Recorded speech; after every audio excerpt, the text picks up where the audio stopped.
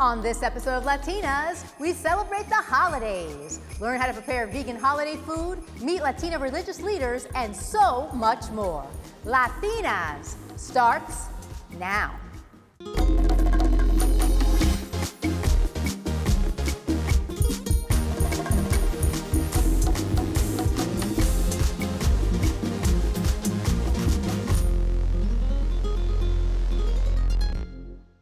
Welcome to Latinas, the show that's all about nuestras mujeres in the Latinx community. I'm Tina Beth Pina. It's the holiday season, and today we're inside Lehman College's art gallery, where the New York Latin American Art Triennial is on display through January 2023.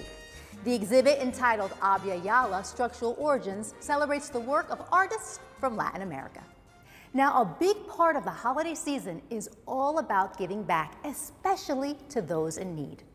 We're about to learn about two Latina volunteers who, along with other medical personnel, take personal time off from their jobs and spend a week in Ecuador performing life-changing surgeries. Correspondent Ernabel Demillo has this amazing story.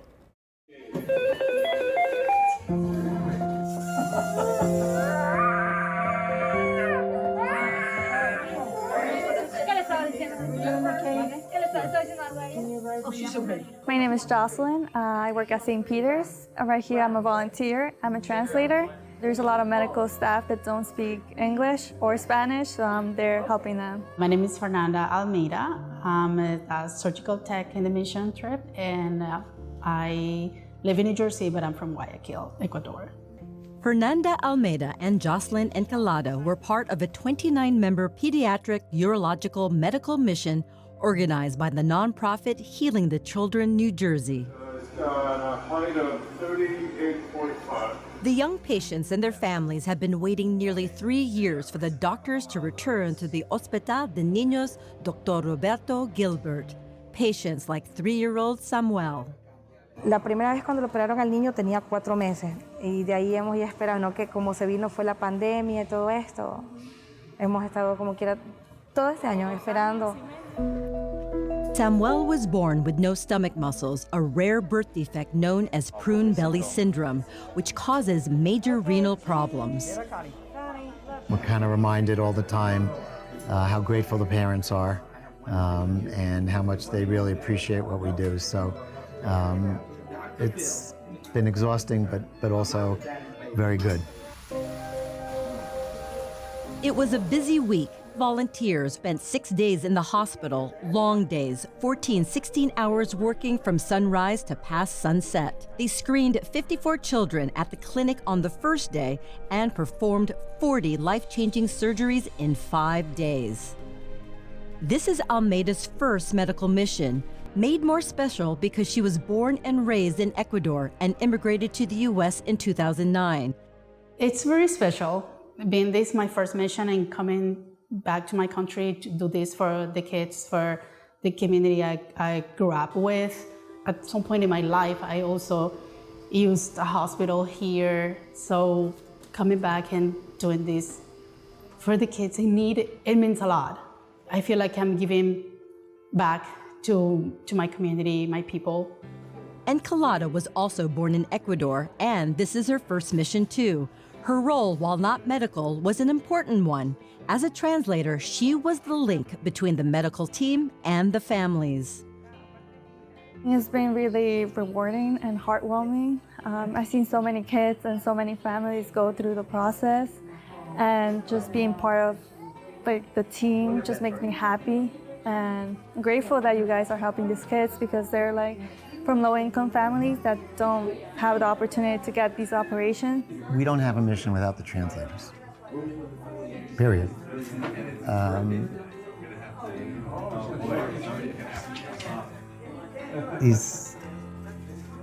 It's hard for the families to talk in general, but especially when they're emotional.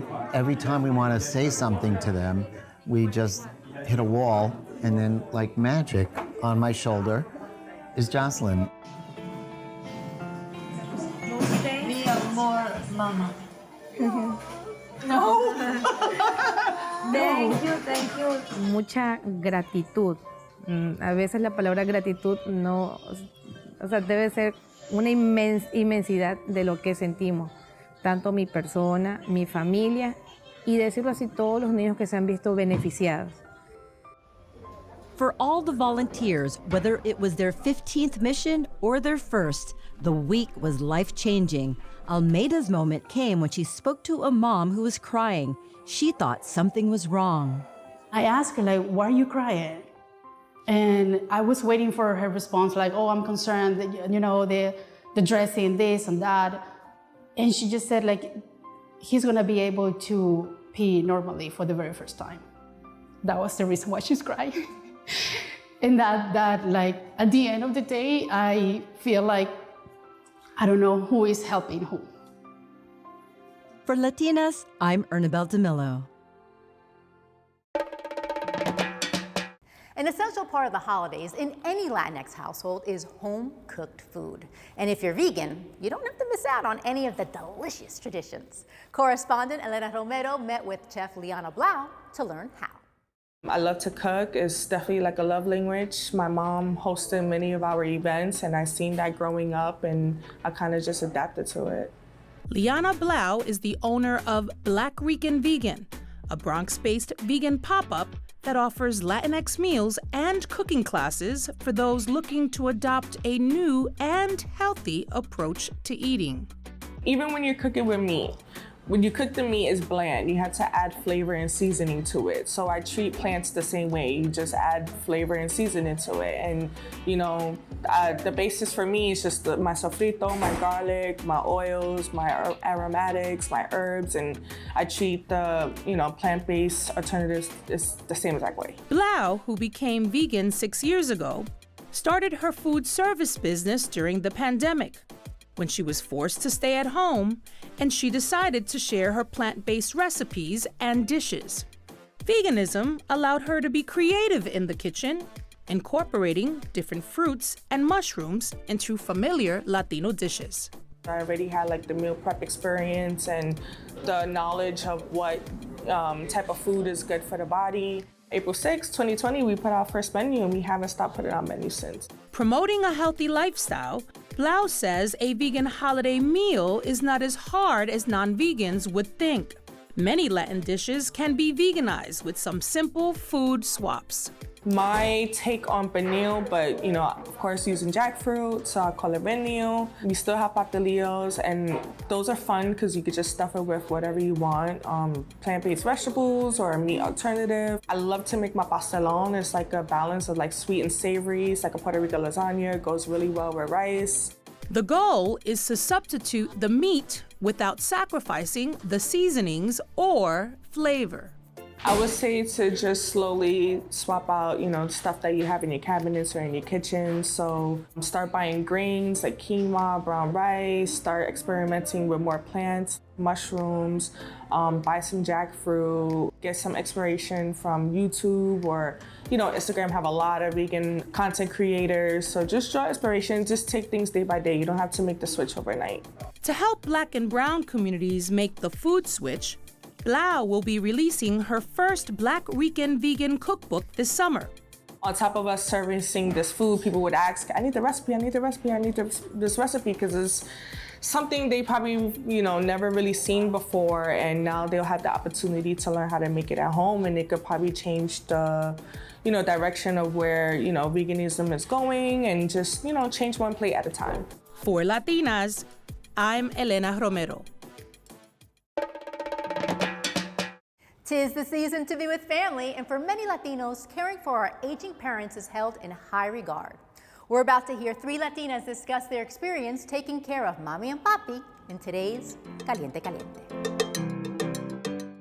It was so much to deal with, but it was more like managing 2 homes, because I had my own household, my own family, but I spent so much more time in her house. As she's aging, I'm like, Mommy, you may need a home aid to help out.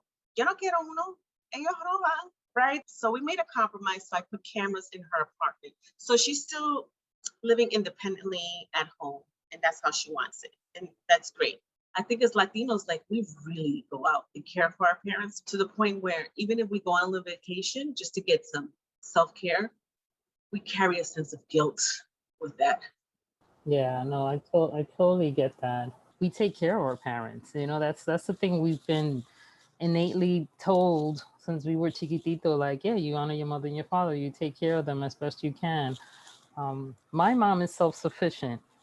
Amen. Her knees, yeah, thank God. Her knees may be really bad, but she still goes out to do her groceries and do her little shopping. You know, she'll carry her cane, but ella se tira. You know, and my sister and I have a twin sister. We always check in on her all the time, 24/7.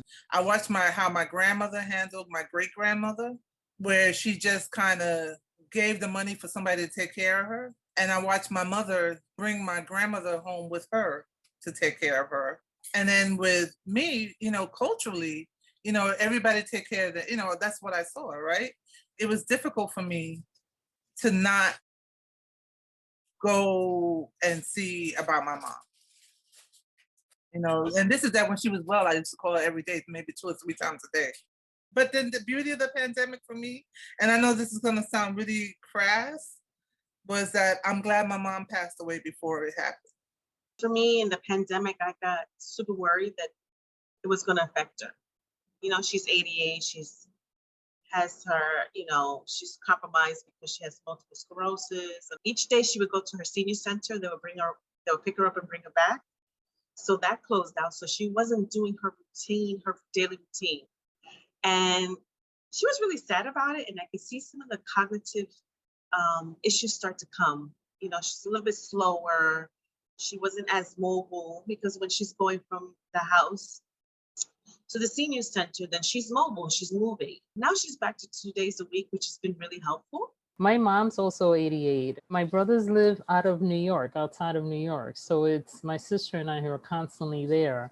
And so we let our brothers know all the time about her, and they chat every day. Her sons call her every day. But it always falls on the daughters, no? Like, it's always the daughters who really take the mantle to take care of your mommy and make sure she gets what she likes. Advice that I would say for a Latina who's dealing with their aging parents is be patient.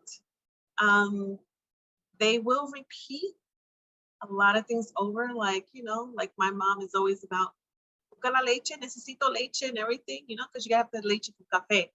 So just get the milk, get it beforehand. If they got 2 gallons, fine, who cares? And also if they're in a senior center, if they can get involved with kind of like a, you know, self-care group, or just kind of a group where they can just talk about themselves and their feelings with other peers. I would say have a close and personal relationship with the home attendant if you do get one for your parents. If you have that good relationship, they'll let you know, like, yeah, your mom complained about this and that, but she doesn't want to let you know. You know, establish that confidence, because a home health attendant will give you all the inside stuff your mom may not want to tell you. Yeah, I would say show up and be there, you know, even when they're in the hospital, no matter what, because if you don't care, they won't care at all. Yes. It's very important, not just for your parent, but for yourself, right?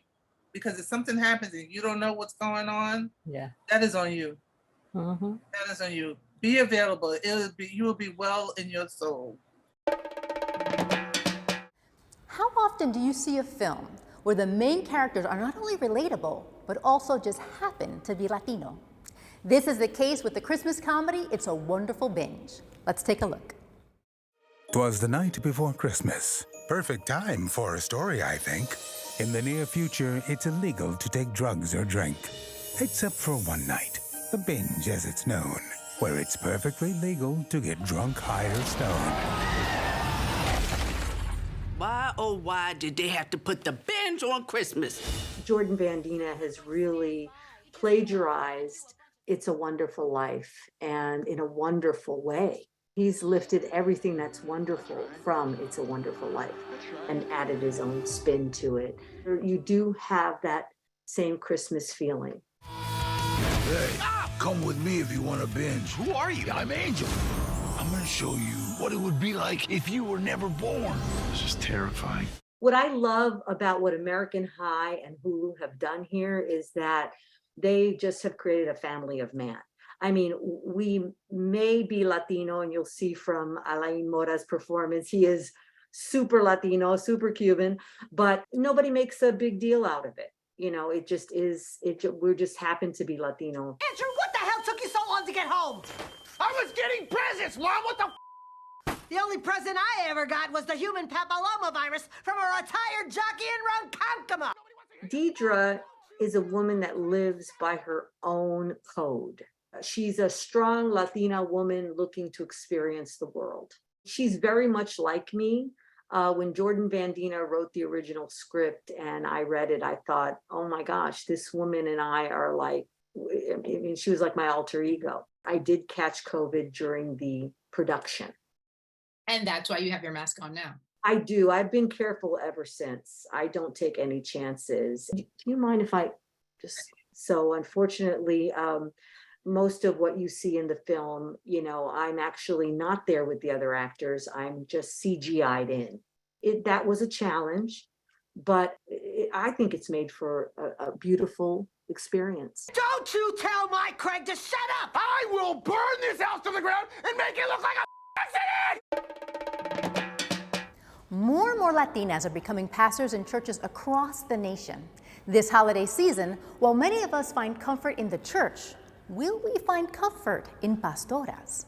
Marlene Peralta has that story in this month's Prospecto Latina. Women in clergy is becoming a growing trend in the United States, a shift away from the belief that women couldn't hold positions of authority over men, like being preachers. Latinas are slowly becoming part of this trend. We lift our hands in a sanctuary. Part of it is because more denominations are discovering the value of women leadership. But part of it, I believe, in my own personal opinion, is that the men broke the church. And now they're calling the women to fix it. Buenos días, bienvenides. Reverend Dr. Damaris Whitaker, born in Puerto Rico, is the first woman senior minister at the Fort Washington Collegiate Church in Washington Heights, and the first Latina to lead the group of collegiate churches of New York as president in its 400 years history. A recent survey showed that the United Church of Christ, that's my denomination, about 46% of its ministers are now women, which is way above the nation and I would argue perhaps the world. La presencia de Dios. The presence of God. Pentecostal churches have also seen more women working their way up to preachers for years. Pastor Kenia Sabino, born in the Dominican Republic, got her calling in 1992. She's a senior pastor along with her husband Sal at Heavenly Vision Christian Center in the Bronx. I would say 75% of our congregation are women because of the work they do inside the congregation. Dynamic is that they visit the houses and they go from house to house, you know, preaching the word of God, inviting other ladies, and they come, they rejoice. This growing trend is still a work in progress. The Catholic Church and the Southern Baptist Convention still do not allow women in clergy, although they do have women in other leadership positions. We have to respect each believers. I'm the person that I'm not going to go against what other denominations believe. I have to respect that. But I believe that sentiments come from 1 Corinthians chapter 14, verse 34, that reads, "Let your women keep silence in the churches, for it is not permitted unto them to speak, but they are commanded to be under obedience, as also saith the law." But you need to understand that was 2,000 years ago. This is a new generation where women believe in their values, women believe in their identity. Su fe le es contada por justicia. Pastor Eli Valentin, who has taught religion at Hunter College and at the Union Theological Seminary, says society is driving that change. The more society has changed when it comes to its view on women, the church has also changed, although they tend to change at a slower pace than other institutions, but it still changes. But then you have some Christian traditions that have always esteemed women in leadership and have acknowledged that even in New Testament times, there was a call to involve women within ministry. And we see the example with Jesus. And I always like to point out to churches that the treasure of Jesus' movement was a woman. Take, eat. So you were talking about women in general, but what about Latinas leading churches? LATiNAS. So mainline denomination, which is the denomination I belong to, LATiNAS are still very much in the minority in leading churches or serving as conference ministers. I can actually tell you that there are less than 6 Latinos or Latinas as conference ministers in the United Church of Christ. And so we're still very much trying to make our way up in the church. Para los Estados Unidos. I celebrate this moment, and I'm glad that I live in this moment and that I am part of this generation that can preach freely, the word of God. For Latinas, I am Marlene Peralta.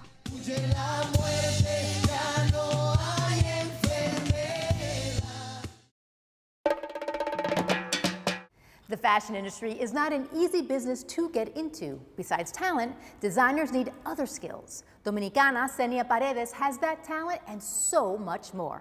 That's why she's today's Latina on the rise.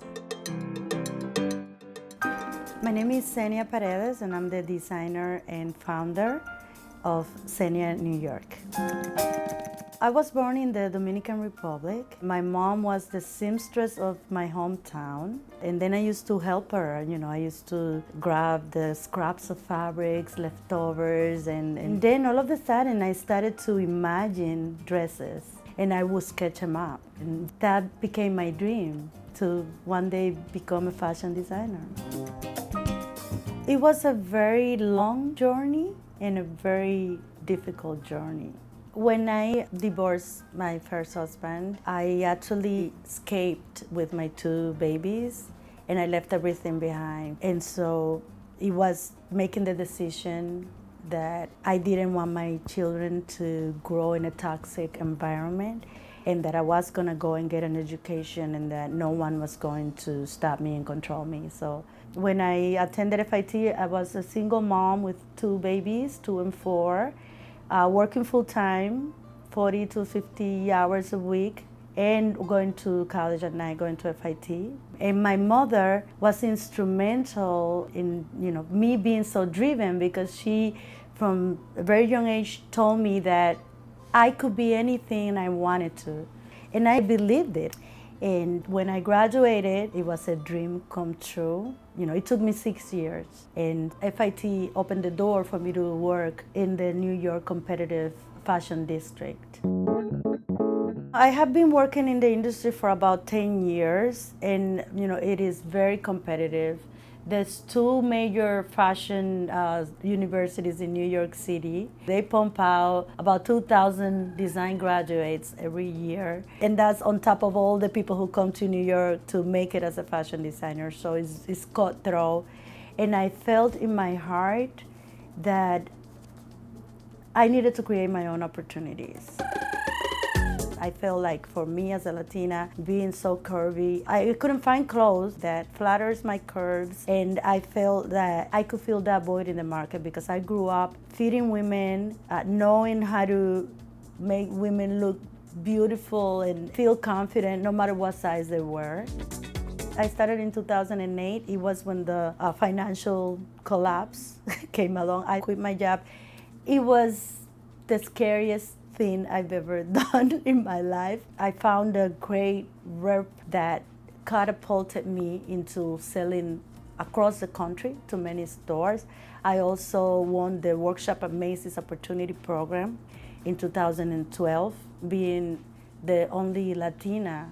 And I'm very proud to say that we have just opened our first flagship store in Ridgewood, New Jersey. This is the first Cenia, New York store. And so all of these opportunities came about by just taking tremendous risk, being crazy. Yeah, I had a lot of people tell me, you're crazy. I actually took all the money that I had saved up on my 401k, and that's the seed money that I used to start my company. And it was a crazy thing, but big accomplishments take big risk. And that's our show for today. For more information on what you just saw, check out our website at tv.cuny.edu and follow our social media profiles. We love sharing our Latina stories with you. And please make sure you tune in next month. We'll meet Latina bookstagrammers, hear the music of Angelica Negron, and so much more. Que tengan un feliz Navidad y que siguen con la huepa el próximo año. See you in 2023. Bye-bye.